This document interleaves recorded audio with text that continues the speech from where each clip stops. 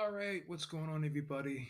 Let's get right into it. The UFC $7.7 billion deal with Paramount Plus has everybody talking, and I got my opinions on it. I know there's a lot of naysayers out there, and the whole narrative that's being put out there. Oh, this is bad for the fighters. And I just find it ironic that you have people, the average person, United States, middle class person, making 50, $60,000 a year. A lot of people struggling to make ends meet, put food on the table, take care of their families, pay a mortgage, pay a car payment, go about their daily lives and dealing with all of the challenges that they have to face and deal with, right? And they're supposed to worry about a group of people, whether it be in the UFC, whether it be in boxing, the 1%, right, of people who are making millions of dollars a year. Where those types of people really are supposed to worry about somebody who makes 15, 20, 30 times more than they do. Really? Really? Is that what we're supposed to do? Or is that what people are supposed to do? So you want to know what's bad for the fighters? Because everyone wants to talk about how great boxing is to its fighters in comparison to UFC, right? Meanwhile, only 1% of the fighters in boxing really make any money. If you think about it, they're the ones that are making the millions of dollars, right? And then you got the next level down who are making the $100,000 level. Even that's about 10%. 90% of the boxers out there are poor. They have to work a second job just to make ends meet, right? So, what are we really talking about? And if you were to look at the UFC and compare it to boxing, the lowest paid guy on a UFC event makes significantly more than the lowest paid guy on a boxing event. Let's look. Let's take a look here, right? Let's take a look here at the actual pay, the average pay for UFC and for boxing. Try to get this up here. Always have a hard time getting this big screen here for whatever reason. It's always a problem getting this, being able to maximize it. Let me try this. See if I can, see if you guys can see this. So, one more time to get it to the big. All right. Try this one more time. All right, let me share this again. Let me try this one more time here, guys. I want to share this screen. Okay. So we're going to take a look. Okay. Oh, here we are. Fucking thing's such a pain in the ass. I apologize. So let's take a look here at the average earnings of an MMA fighter, right? And we're going to compare that to the average earnings of a boxer. Because it says here the national average as of June 2025, the average annual salary for an MMA fighter in the U.S. is approximately $63,930, which equates to about $30.74 per hour. The UFC fighters, the average annual salary for a UFC fighter is reported to be between 152,000 and 228,000, depending on factors like base pay, win bonuses, spots. So that's just average, right? So the average UFC fighter, they're saying, makes 152,000 to 220,000. That's if you're like the lowest level of like lowest level of fighters, right? So let's take a look at boxing on average, right? Where here, the boxing, they make $43,777, which is $21.05 per hour, right? Entry level fighters are making $1,000 to $4,000 per fight, right? So again, we're talking about how much money boxers make and how great it is. It's amazing that people just take that 1%, right, and they look at that as like what boxers make, and they fail to realize the other 99% are making shit. They're making shit. I mean, look at this. Let's take a look at this. Look, UFC fighters, right?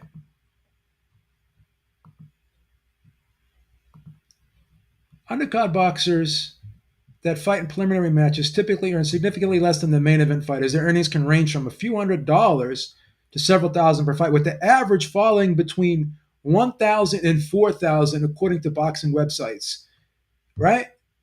So again, let's take a look at the boxer once again.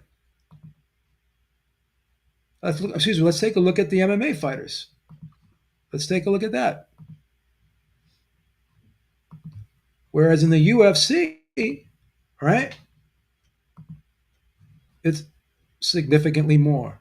So the UFC pays their undercard fighters in between 10 to 30,000 per fight, right? So it's actually better for the average boxer, right? That you have the 1% in the UFC making $5-10 million, as opposed to boxing where the 1%'s making these guys are making 30, 50, 70, sometimes $100 million. And who do you think pays for that, right? Who does that hurt? That hurts the lower level guys. And then if you think about the UFC, right? Every single UFC, whether it be on pay-per-view or whether it be just a regular card, it's always on some type of broadcast platform, right?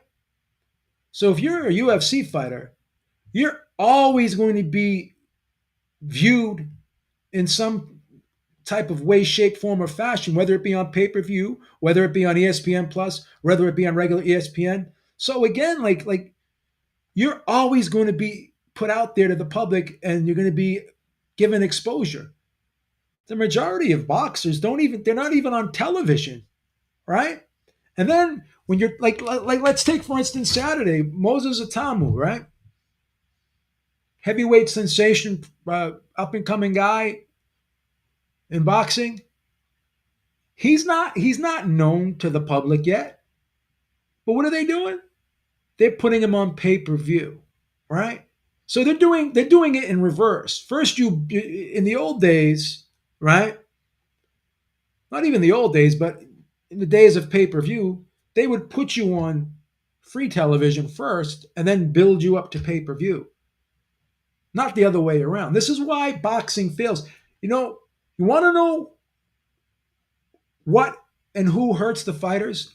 Boxing does. Boxing does it to itself. Lou DiBella said this to me years ago when I interviewed him. He said, everyone wants to complain about this and that. Boxing hurts boxing. Boxing hurts fighters, right?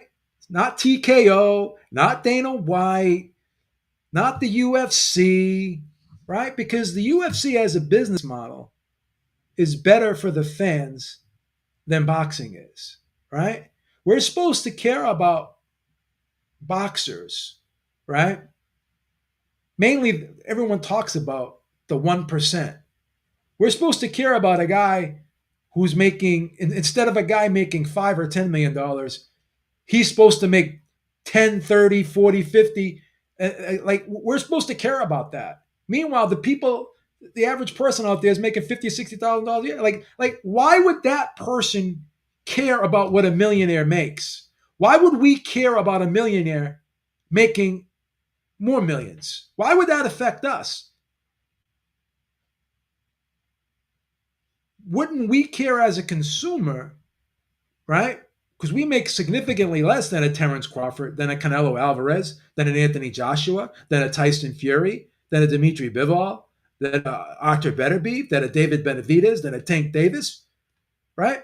And then you hear fans continuously say these guys are overpricing themselves. Oh, this fight's not worth it. Blah blah blah blah blah. But yet the UFC and Dana White and TKO boxing, they're bad for boxing. Really, really, because they don't pay the 1% exorbitant amount of money like boxing does. So you don't think it's better to maybe pay the top 1% a little bit less and filter some of that money down to the mid-level and lower level undercard guys? You don't think that's better? That's bad. That's bad. So again, people want to talk about how bad this UFC deal is for the fighters. And it's going to take leverage away. They're going to lose their pay-per-view points. But again, we've been hearing, like, even the UFC stopped releasing its pay-per-view numbers. We've been hearing that all combat sports, boxing and MMA and UFC, all the pay-per-view numbers have been down. So again, like what are they really losing? Isn't it better to get a guaranteed purse up front and not have to depend on it on pay-per-view revenue? Seeing as how low pay-per-view revenue it has been, and how much it's declined because of the illegal streaming over the years. So George St. Pierre can say all he wants about how this could be bad and this could take away leverage from the fighters, but he's talking about a time when illegal streaming was not as prevalent as it is now. The game has changed, and both boxing and MMA and UFC have to adapt to that. So you could say what you want about, how taking pay-per-view away is bad for the fighters, but is it really bad for the fighters, seeing as how bad pay-per-view numbers have been lately and how much they've gone down, right? And then you want to continue to put regular fights that back in the day would be regular fights. They would not be pay-per-view fights, right? They would not be pay-per-view fights. And you want to put them behind a paywall. So again, you're not growing the sport. You're not putting it in front of more eyeballs. You're only benefiting a handful of fighters, even if that anymore. I don't even know. I mean, I don't even know if they're benefiting anymore, because how much money are they getting from pay-per-view revenue, right? Canelo Alvarez and Terrence Crawford are going to be making a ton of money on September 13th without pay-per-view. And I hear, and I don't know how true this is, I hear that even these Riyadh season cards, even without the paper, even with the pay-per-view, what I hear, and I've heard Eddie Hearn say this, and I could be wrong, but this is what I've heard. I've heard Eddie Hearn say it. I heard it mentioned before that Turki Al-Sheikh just gives these guys guaranteed upfront money. He doesn't. They don't have to rely on pay-per-view revenue.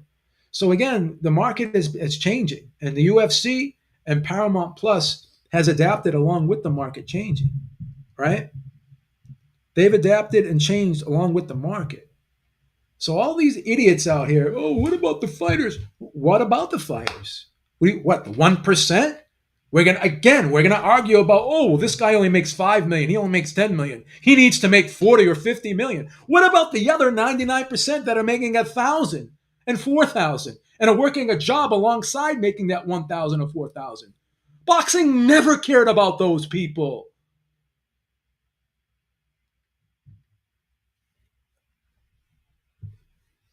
So again, do you, when you go to McDonald's, right?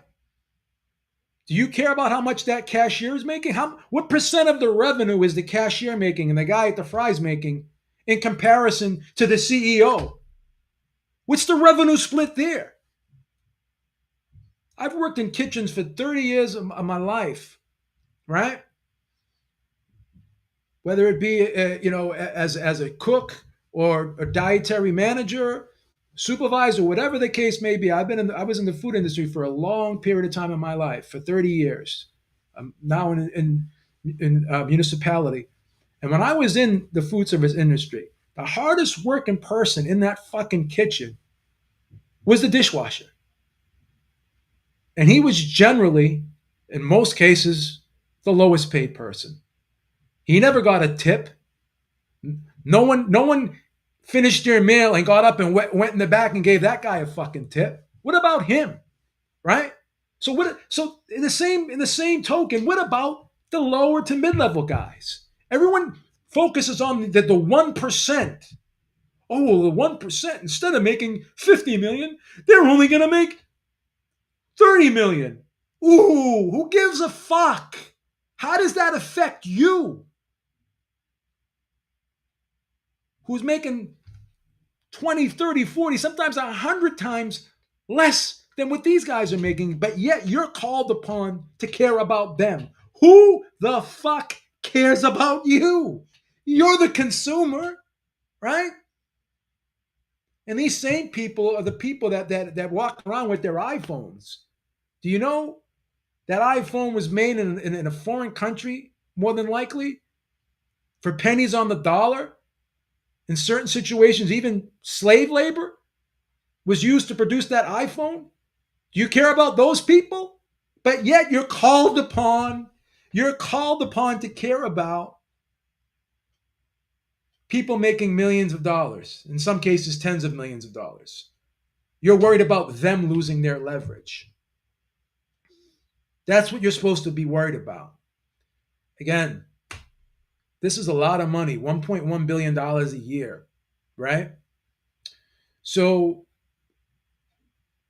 even if, which I don't even, I'm not, we don't know what's going to happen. Even if, let's say, maybe some of the top stars lose a little bit of their leverage, which I don't know that's going to happen, because again, they're going to become bigger and they're going to be in front of more people. So they probably have the opportunity to get more exposure, more sponsorships. They can become more of a personality, right? They can even open up their own YouTube channel and become a personality based off their popularity from the UFC, because they're going to be in front of our eyeballs. The earning potential is great here because of the exposure, in my opinion, right? So even if, let's say, they do lose leverage, you know who gains leverage? The mid-level guy, right? The low-level guy. What about those guys? Those are the guys that are going to benefit more, because they going to have an opportunity to win the bonus money, which is going to go up, right? Their guaranteed purse will probably go up. So again, because a 1% guy isn't making as much as he once did, we don't know if that's going to be true or not, right? But everyone wants to talk, like, we're advocating for millionaires. We're fighting. You have people who are making $50,000, $60,000, right? Advocating for millionaires, worrying about what a millionaire is going to make instead of feeding their own family. And you're supposed to be shamed. Oh, you don't care about a millionaire. The fuck out of here. It's ridiculous. Beeb, the whole TKO and Ali Act has shown how much hypocrisy in boxing. Some people don't know that TKO is public and never read the Ali Act. Listen, here's the thing with the Ali Act, right?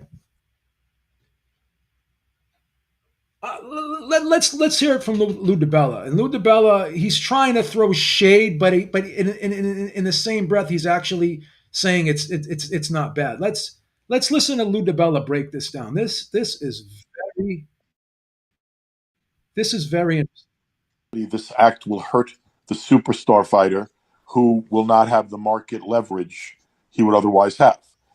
Interestingly, it may not hurt the run in the mill fighter, the guy that right now is struggling to feed himself, because this thing requires, if someone is going to be their own sanctioning body, they have to provide medical coverage, training facilities.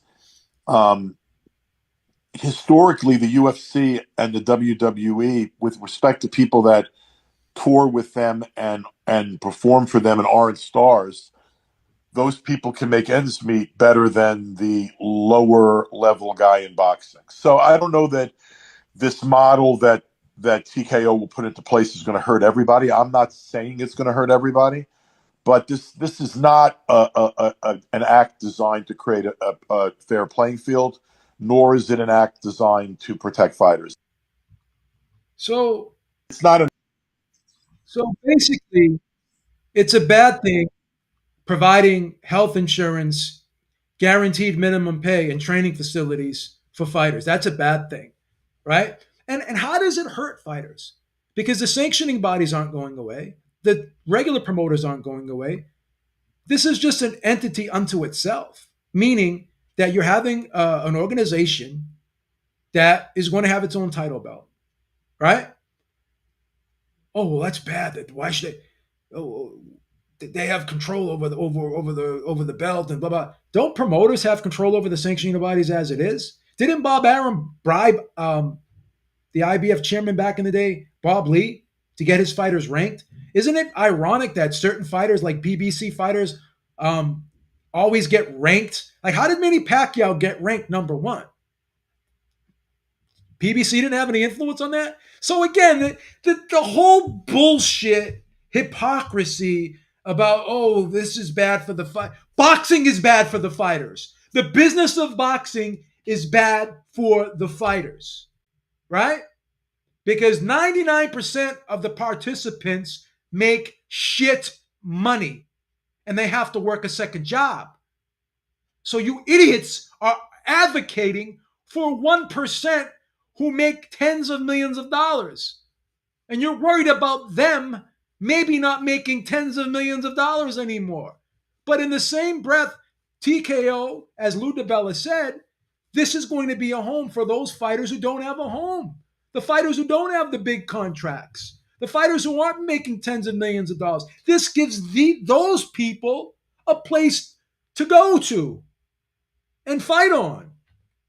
So how does this hurt anybody? All this does, in my opinion, and Lou DiBella said it, at the same he tried to diminish and downplay and put it in a negative light, but he basically told on himself. He said, I don't know if this is going to hurt. He said, in the UFC and the WWE, the lower level to mid-level guys they have an easier time making ends meet, where in boxing they don't. Now, why in boxing to the lower to mid level? Because the 1% is taking it all. And you guys advocate for that. Idiots. Dummies. You're worried about someone who's making tens of millions of dollars while the average person is making $50,000, $60,000. The average person is struggling to pay their mortgage, is struggling to pay down their credit card debt, is struggling to put food on the table, has to worry about one day they going into their job and maybe they get laid off. What about those people? What about the dishwasher? Right? What about the person overseas that made your iPhone for pennies on the dollar? You worried about him? Enough with the virtue signaling. Enough with the performative activism. Everybody wants to stand on their soapbox and pretend that they're morally superior to everyone else. They just want to feel good about themselves. Oh, I care about no, you don't care about the fucking fight. You care about the 1%. What about Franco Diorio? What about Richie LeMontagne? What about those guys? Richie LeMontagne went overseas, fight for a cruiserweight title against Enzo Macronelli. He got paid $2,000. What about him? No one cared about him. Poor guy walks with a limp today. Who's taking care of him? What did the fucking Ali Act do for him? So again, amending this Ali Act is not a bad thing. By adding more competition, by giving a home to people who right now do not have a home. There's 20,000 registered boxes in the world today, right? Many of them don't have a home. Many of them just sit by the phone, right? And wait for that phone call. What is wrong with giving them another place to go to? Another avenue where they can make money. And they're going to get insured. They're going to get training facilities provided for them. They're going to be guaranteed a minimum pay. And they're going to be guaranteed exposure because every event is going to be broadcast. So they don't have to worry about being hid away somewhere in some obscure card in Okefenokee, like some of these other boxers do. So again, Eddie Hearn's not going away. Frank Warren's not going away. Oscar De La Hoya's not going away, right? WBC's not going away. The IBF's not going away. The WBO's not going away. The WBA's not going away. It's going to be business as usual. So why would this be looked upon as a threat? TKO. How is this bad for the fighters? What leverage do the fighters have? Turki Al-Sheikh came in and he pretty much took the leverage away from the fighters, in my opinion. Because guess what? He told them, "Hey, I got the purse strings, right? You want to make the big money? I'm the one that's going to give it to you." So how much leverage do these fighters really have? How much fighters these like they, you know how the fighters have lost. We took the leverage away from the fighters. You know why? You know why we took the leverage? Listen, TKO is not taking the leverage away from the fighters. Dana White is not taking the leverage away from the fighters. We took the leverage away from the fighters. You know why? Because we stopped buying the pay-per-views. We took the leverage away. We spoke. And guess who answered? Guess who answered? Turki Al-Sheikh answered. You know why? Because he said, you know what? We realize you guys are rejecting the pay-per-view model. So what do we have to do? As capitalists, what do we do? As innovators, what do? We come up with a different model without the pay-per-view. Right? Oh, well, you still have to pay the subscription price. Oh, Paramount Plus. Okay. Okay. So you still have to pay your cable subscription. You still have to pay your Netflix subscription. You still have to pay your Amazon Prime subscription. Like, nothing is going to be completely free. Right? So if you're paying for a DAZN subscription, right, and you're paying the $254 a year, whatever you're doing, the $30 a month, $20, whatever you're doing, like, okay. But now you don't have to pay a pay-per-view. Like a Paramount Plus subscription costs $7.99, right? Per month. The essential plan is $12.99 if you want it without the ads. And on top of that, you get Showtime with that. So again, what else are you gonna say? Oh, well, it's not free. You have to actually go out and buy a television to watch it. Like, what are we doing here? You know, what are we doing here? Like when you go to a restaurant, right, and you order a meal, you're paying for the meal, right? You're paying for the meal, but they don't charge you for the water and the bread. What Amazon Prime is doing is they're charging you for the membership, but now they're charging you for the water and the bread. You already paid for the subscription, so it's not enough paying for the meal. Now they want to charge you for the water and the bread, right? So again, yeah, I understand, Dave. I mean, there's a lot of subscriptions. That's great, but that money that you would be paying, 80. I don't know if you buy what you do in terms of pay per views, but if you're if you're buying PBC pay per views, you're buying the zone pay per views. You could spend upwards of. I There's been years when I was buying every pay per view. One year I spent close to $2,000 on, like, maybe $1,500 to $1,800 on pay per views, right? So if you have to take, I don't know, $50 or $100 and buy a subscription, it's a lot better than paying almost $2,000 for pay per views. That's just my opinion. I'm obviously you do what you want to do. I'm not gonna ever tell you what to do. That's, you know whatever you feel comfortable doing, you do, right? But yeah, I mean, you're always gonna have to pay for some type of cable bill. But the fact of the matter is, too, Dave, a lot of people don't even pay for cable. They just pay for specific apps that they feel that they're going to watch. I know a lot of people just don't have cable at all, and they just pay for certain apps, right? So the market is changing, and the UFC and Paramount Plus and Turkey Al Sheikh, they've all adapted. So again, this is a win for the fans, and overall, this is a win for the fighters because guess what? This helps, just like Lou DiBella said, the fighters who are having trouble making ends meet. This will help them. This will give them more exposure. This will enable them to become bigger and better and more popular. Their bonuses will go up. Their base pay will go up. So, because a guy is who's in the 1% isn't hogging all of the revenue, so this whole 80-20 split, oh well, boxing is 50-50. No, it's not 50-50. It's 50-50 sometimes, not always, but sometimes, or 60-40, whatever it is. That's for the 1%. What you're leaving out is the rest of the 99. So you're forgetting about the 99%, okay? And all the other fighters who aren't on television. Every single UFC fighter, right? And every single TKO fighter is going to be shown on some type of broadcast platform.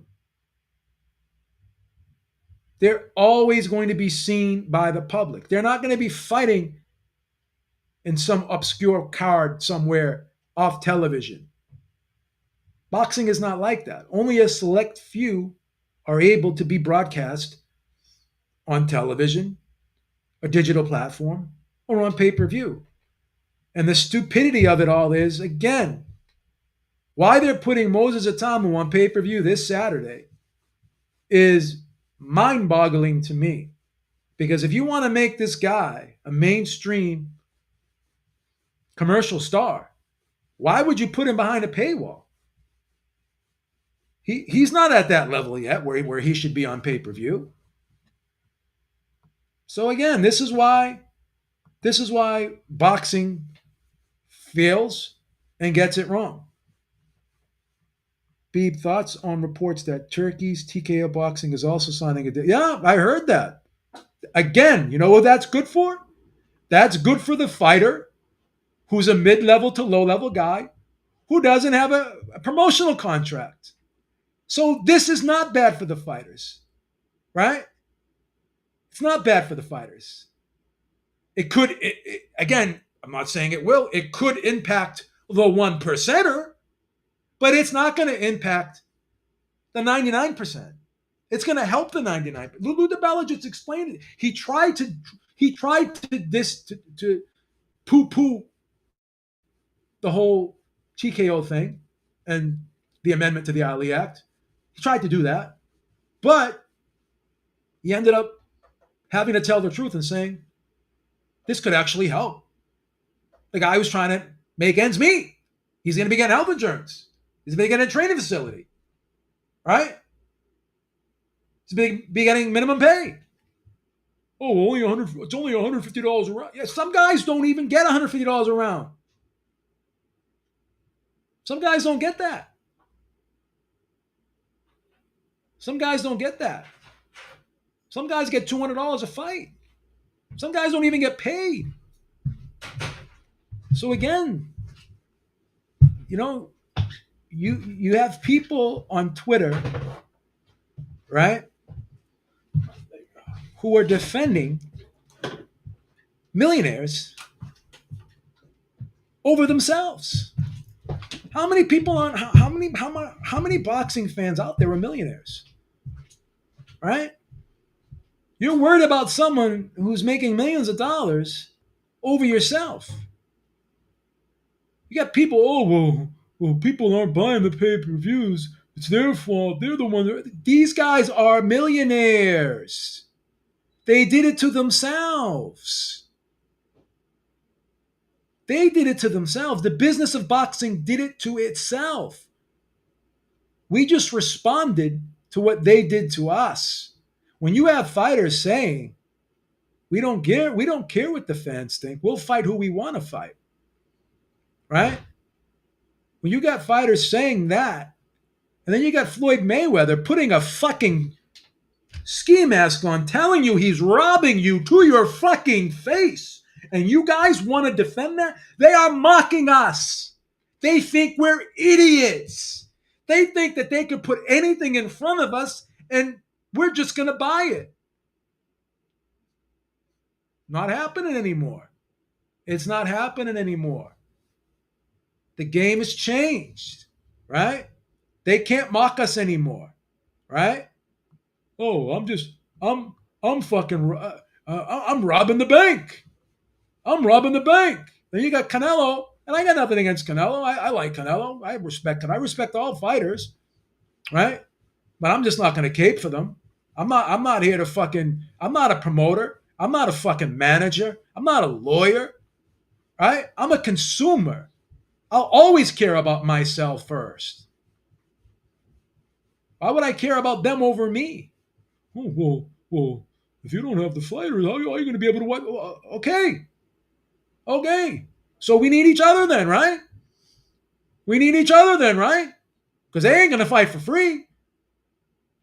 So you idiots on Twitter that I say, oh, the LEX can hurt the fight. No, no, boxing itself hurts the fighters, right? Boxing itself hurts the fighters. All right. Oh well, it's not.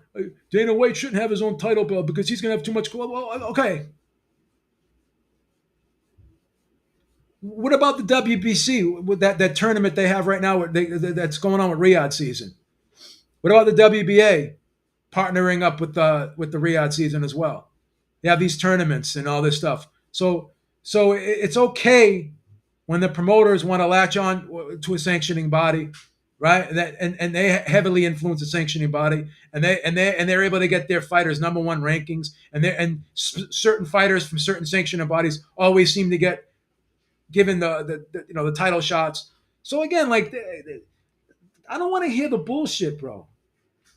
I don't want to hear the bullshit. I'm tired of the hypocrisy. I'm tired of the fucking fake activism. I'm tired of the virtue signaling. Okay, you guys are just fucking tribal. You want to pretend that you're morally superior. You want to have this righteous indignation. You want to try to shame people. You want to try to feel good about yourself. Oh, I'm such a good person because I care about someone else instead of myself. Blah blah blah blah. Meanwhile, that person's doing 1,000 times better than you, and they could give two shits about if you're able to pay your bills or not. And they sit there and tell you to your face they don't care what you think. They don't care what fights you want. And I don't care about if anyone buys my fight. They don't care about you. And then you see fighters at press conferences sit there and insult the press. Like, how dare you ask me that question? Again,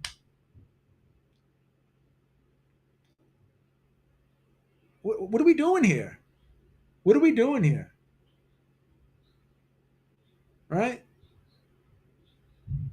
What are we doing here? So you're worried about another organization entering boxing, right? But you have no problem with the other 1,500 title belts we have out there, right? Listen, I'm just going to leave it at this.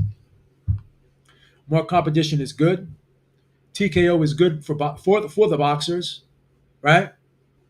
For the boxers, for all boxers, not just elite boxers, but the sport as a whole. It's good for the boxers because guys who don't have a home will have a home. They'll have a place to go to, and I'll repeat that over and over again. So let's just be real about this. Let's look at the reality situation and stop caring about millionaires, right? Stop caring about millionaires over yourself, right? Because they're going to be just fine. Anthony Joshua, Tyson Fury, Dimitri Bivol, Jake Paul, Anthony Joshua, Tank Davis, David Benavidez, Canelo Alvarez, Terrence Crawford. All these guys are going to be fine, right? You don't have to fucking kiss their ass. You don't have to hang on their nuts. You don't have to advocate for them. They have lawyers. They have managers. They have promoters.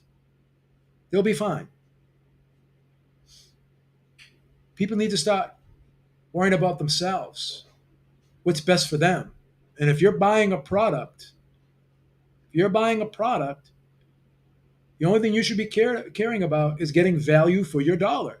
And if they're not giving you value for your dollar, then you don't have to buy it. And you can say, I don't think this is worth it. And if people want to cry and complain and, oh, how could you say? Because you know why? Because I am not a PR person. I'm not a fucking sycophant. I don't have a hero worship syndrome, right? I'm 56 years old. I don't fucking idolize another human being. I may admire somebody. I may respect somebody, right? I may give them credit, but I'm not gonna fucking sit here and kiss anybody's ass and worship any man, right? Like some of these fucking simps out there on the oh, guys are ridiculous, bro. Horrible, horrible. Grown men, middle-aged men, crying about someone criticizing somebody. It's ridiculous. All right, guys, that's all I got, man. Beavis out. Talk to you soon.